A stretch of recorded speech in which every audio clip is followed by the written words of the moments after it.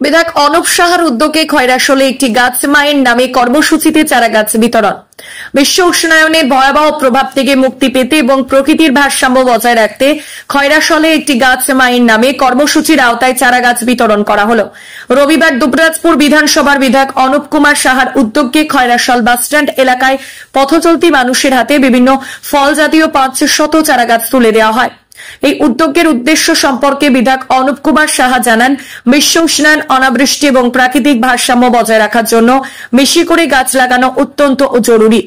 অনুষ্ঠানে উপস্থিত ছিলেন শিক্ষক বাপি চক্রবর্তী, সমাজসেবী অনুপম বাগ সহ বহু বিশিষ্ট ব্যক্তিবর্গ।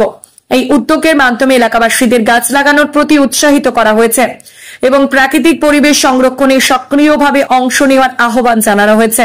আমরা খয়রাশোলের বাস স্ট্যান্ডে প্রধানমন্ত্রী নরেন্দ্র মোদীজি একটি গাছ মায়ের নামে তিনি লাগিয়ে সেটা উদ্বোধন করেছেন এবং সারা ভারতবর্ষের প্রত্যেকটা মানুষকে আহ্বান করেছেন।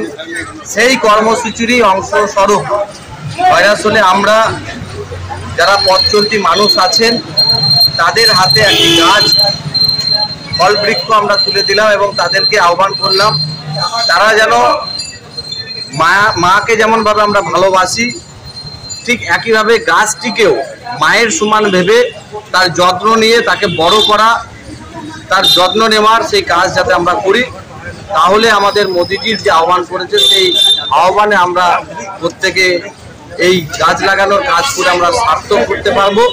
এবং আজকে এই কর্মসূচিতে আমাদের খয়রাশোলের বিভিন্ন স্তরের ব্যক্তিত্বরাও আমাদের উপস্থিত আছেন এবং আমরা প্রায় 500 মতন গাছ আমরা আজকে সাধারণ মানুষের হাতে তুলে দিলাম।